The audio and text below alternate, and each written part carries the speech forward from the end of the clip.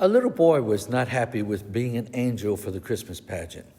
He wanted to be Joseph, a shepherd, or even one of the wise men. But an angel, that wasn't cool. To add to that sense of humiliation, he was having trouble with his lines, especially the opening line for the angel. "Fear not, for behold, I bring you good tidings of great joy, which shall be to all people." He finally asked his mom what good tidings meant, and she told him that it means good news, and went on to explain to him that the angel had the privilege to announce the good news of Jesus' birth, and what an honor that was. So the time came for his part, and he stood up proudly facing the audience, and he yelled out, "Folks, have I got great news for you?" Well, the message of the birth of Jesus is indeed great news. But it sure comes against the backdrop of a contrast under the circumstances of his birth. "And she brought forth her firstborn son, and wrapped him in swaddling clothes, and laid him in a manger, because there was no room for them in the inn." The scene portrayed in Luke 2:7 is so familiar that it has become unmistakable. We call it a creche, a representation of the birth of Christ, either with statuary or in a painting, or sometimes with actors portraying Joseph, Mary, and Jesus. Usually the setting is quite pastoral, with Mary and Joseph watching as Jesus sleeps in the clean wooden feeding trough. Sometimes there is a glowing light emanating from the baby Jesus. The straw is fresh. Overhead, the stars twinkle in the sky. Nearby, the cattle and the sheep rest contentedly. And the faithful donkey, there's almost always a donkey, watches the happy parents. And very often, the shepherds and the wise men bow before the babe in the manger. It is a sweet and beautiful scene. Excuse me, but it's also quite dangerous. I know a creche is dangerous because you can't put one on government property or in almost any public place. If you do, you're likely to get sued. Someone is almost certain to be offended. But the real problem with the creche lies not in any supposed offense, but in the fact that this peaceful scene bears little connection to what really happened that night in Bethlehem. It wasn't very peaceful. It couldn't have been as clean. Nothing would have been as beautiful as we make it appear, and there is no reason to believe that the shepherds and the wise men ever saw Jesus at the same time. But the major problem rests in one fact. The Son of God from heaven comes to earth and is born in a stable because there was no room in the inn. We hear this so often that we take it for granted, but it does not seem right. And so it begs the question, what's wrong with this picture? The answer is simple. Jesus doesn't belong here. He's the Son of God from heaven. He doesn't deserve to be treated like a vagrant or criminal. He deserves the best the world has to offer. He comes from heaven to earth and ends up in a stable. How can that be? Let me press the point home another way. God could have done better. Think about it for a moment. Suppose you had all the power and could choose the time and place and manner of your son's birth. Would you choose to have him born outside in a stable? That doesn't make any sense. What's going on here? Why is this happening? Why is there no room in the inn? Perhaps the place to begin is with a note about Bethlehem. It is located about 7 or 8 miles from Jerusalem. In Jesus' day, Bethlehem was a tiny Jewish town, a small, out-of-the-way village, one of the least important towns in all of Judah.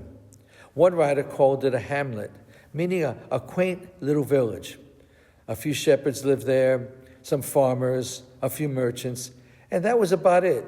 It was a small Jewish village made famous only because it was King David's hometown.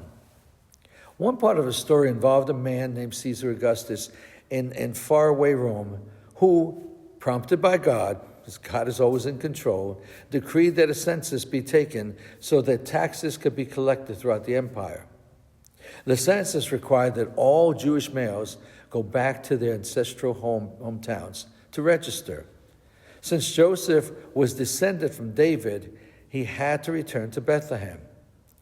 It happened that Mary was in her final stages of pregnancy when they arrived in Bethlehem. I put happened in quotes because God arranged everything so that the emperor issued the decree at just the right moment and in just the right way, so that at just the right time, Mary and Joseph arrived in Bethlehem, so that they were exactly where the prophet Micah said they would be when Jesus was born. And that's in Micah 5:2, where centuries earlier it talks about the fact that he would be born in Bethlehem.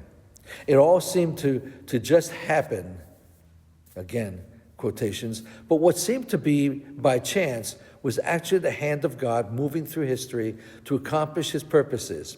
If God ordains it, he will make a way. Part of our problem in understanding this story revolves around the word "in."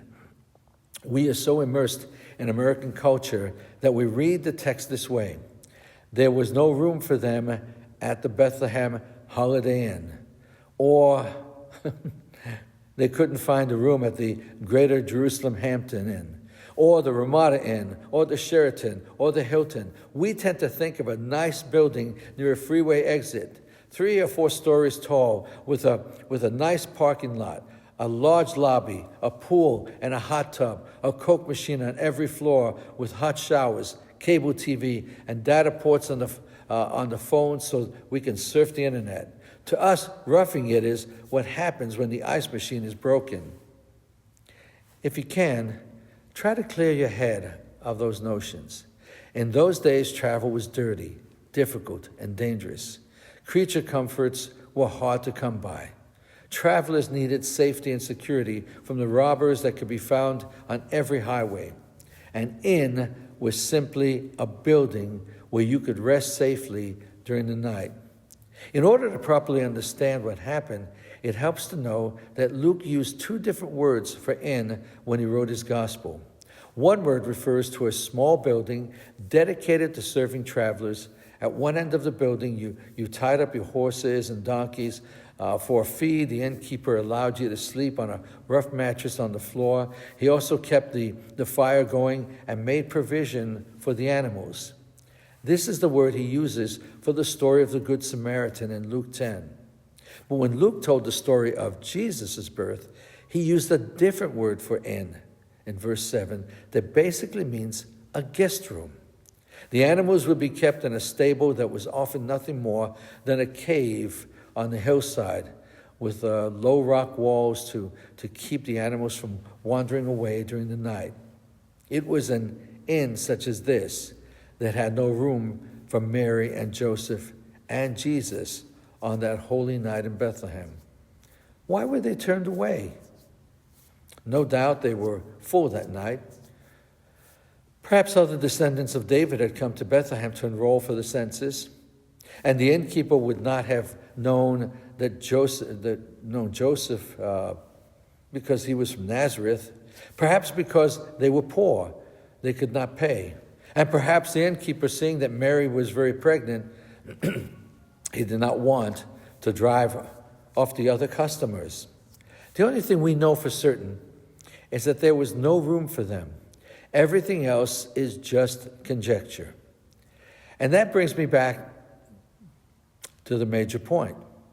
From a human point of view, nothing in this picture looks right. Jesus deserved better. God could have done better. So why did it happen like this? That leads us to the second question. Why does God allow it? Even though I wrote the question myself, I think it is not strong enough. If we believe in the sovereignty of God, then I think we must believe that God did not simply allow his son to be born in a stable. We must believe that God ordained it. There was no room in the inn because God wanted it that way. If God had wanted it some other way, then it would have happened that other way. In order to work our way to an answer, Let's back up a bit. Joseph and Mary were compelled by the census to return to Bethlehem in the latter stages of Mary's pregnancy. It seems clear that they arrived in Bethlehem just a few days before she gave birth to Jesus. The journey itself would have been difficult and dangerous. The 90-mile journey might have taken 6, maybe 7 days or longer, traveling slowly because of Mary's advanced pregnancy. I wondered to myself, if things would be any different today, suppose Mary wanted to fly. A check on airline policies quickly reveals the problem. Many airlines will allow pregnant women to travel through their 35th week, some up to only 28 weeks. After that, they must bring a letter from their doctor written within 72 hours of the trip saying that they're good enough and healthy enough to make the flight. A woman in her last stages of pregnancy would very likely be turned away at the gate. The bottom line is that nothing has really changed in 2,000 years. Mary would still be walking today. So they arrived in Bethlehem, were turned away at the inn, and the baby was born in a stable, outdoors, in the cold, with the animals no doubt nearby. They had no privacy, no sanitation, and very little protection from the elements. Why would God send his son into the world like this? Well, first of all, Christ was born like this to show his humiliation. One minister raised the question, would it have been fitting that the man who was to die naked on the cross should be robed in purple at his birth? The answer is no. It would not have been fitting for Jesus to be robed in purple at his birth. All his life, he'd been much more than a peasant. Nothing is more fitting for Christ than to be born in a manger, since he had laid aside his glory to take the form of a servant. Second, he was born like this because he was the king of the outcast. The poor and the outcasts knew Jesus was one of them because of the way he came into the world. In the eyes of the poor, imperial robes excite no affection. A man in their own garb attracts their confidence. It's been noted that the best commanders are those who have the common touch, who are not afraid to mingle with the soldiers on the front lines, who aren't ashamed to get their hands dirty in the trenches of warfare. When soldiers know that their commander has walked where they walk, they will follow him to the ends of the earth. The poor of the earth know that in Jesus, they have a friend who cares about them. Third, he was born like this in order that the humble might feel invited to come to him. It's one thing to identify with, but it's the other to know they're invited. The very manner of his birth, turned away from the inn, born in a stable, was an invitation to the rejected, the abused, the mistreated, the forgotten, the overlooked, to come to him for salvation. We might tremble to approach a throne, but we cannot fear to approach a manger. I find this an inspiring thought. The fact that there was no room in the inn turns out to be much more than an incidental detail. Indeed, it is central to who Jesus is. Now that we know why he came, surely we will say he had to be born like this. It couldn't have happened any other way. And this leads me to a third question. What do we learn from this? If we stand back and consider this one aspect of the Christmas story, some amazing truths emerge. We learn something about God, something about the world, something about Jesus, and something about his followers. First, we learn that God uses adverse circumstances that make no sense at the time in order to accomplish his purposes in the future. At first glance, the fact that there was no room at the inn seems like an insignificant detail in the larger picture. But I assure you that it was no small detail to Mary and Joseph. Being turned away at the very moment when the baby was coming must have been devastating. Giving birth in a stable no doubt tested their faith to the limit. certainly would not have made sense at the time. Life is like that. We don't know what is coming around the corner, and many things we endure make no sense at all. Sometimes they don't make sense for years to come. Sometimes they never make sense to us, but they have purpose in God's order. The second thing is we also learn about the world. The world had no room for Christ, and it has no room for Christ now. John 1:11 puts it very plainly. He came to that which was his own, but his own did not receive him. They should have known better. They knew he was coming. God had told them over and over again, many times, in many ways, over 300 prophecies regarding Jesus, and they still missed it. The world that had no room for him has no room for him even now. Third, we learned that his humiliation started early, and it continued to the very end. He was born outside because they wouldn't let Mary and Joseph come inside. And during his ministry, he told his disciples that he said, "Foxes have holes, and birds of the air have nests, but the Son of Man has no place to lay his head." He owned nothing but the clothes on his back. And when he was crucified, the soldiers gambled for his robe. And when he died, they buried him in a borrowed tomb. The whole story is quite remarkable if you think about it. Our Savior's birth pictured the whole course of his life. He was born outside the inn, and he died outside the walls of Jerusalem. Fourth, we learned that his followers share in his fate. We live with him, we suffer with him, we die with him, and we reign with him.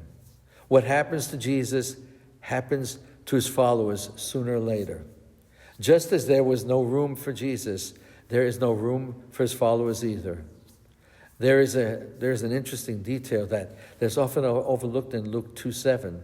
Notice it doesn't say, because there was no room for him in the inn. It says, because there was no room for them in the inn. Remember, the innkeeper had no idea that the Messiah was about to be born. It's easy and true to think that there was no room in the inn for Jesus, but there was no room for Mary or Joseph either. Even that detail tells a story. They're also outside the inn when Jesus is born. What happened to him happened also to them. That too is a pattern for the future. And so we come to the very end of the story. What great truth lies behind the simple words of Luke? Even the tiniest details turn out to have enormous significance in the Christmas story. Let me say one final time so we will be sure to catch it.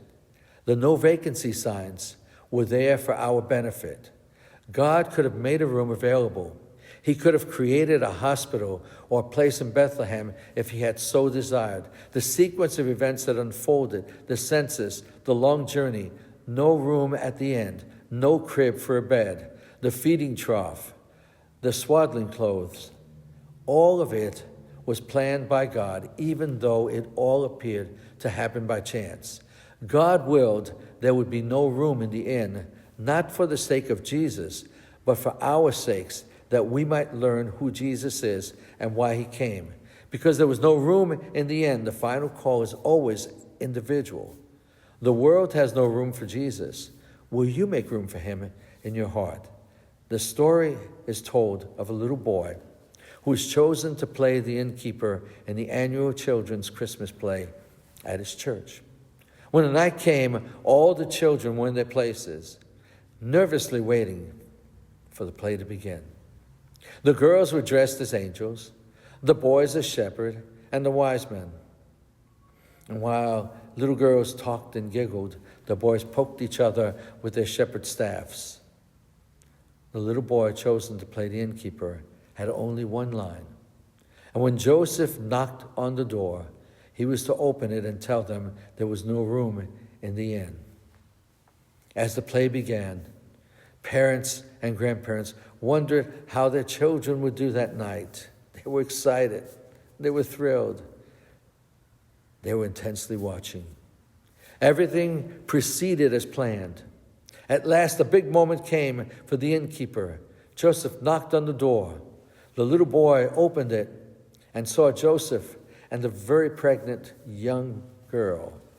Something about the sight of Mary touched his heart, and he blurted out the show-stopping lines.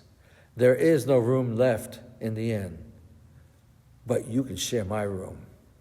Some people thought the Christmas pageant had been ruined. Others thought it was the best one ever. The little boy told the frustrated director later, "I just couldn't send Jesus away. I had to find a place for Jesus." There was no room for Jesus that night in Bethlehem. Will you make room for him in your heart this year? Though the whole world may turn away, you can open your heart and let him in. And if he comes in, he will never leave you. May God grant to each of us faith to believe and an open heart to say, "Yes, Lord Jesus, there is room in my heart for you." Amen.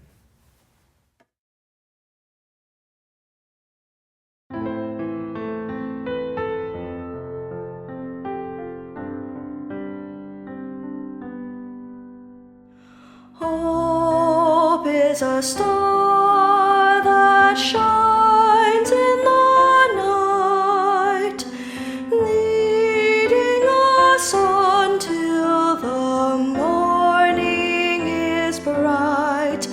When God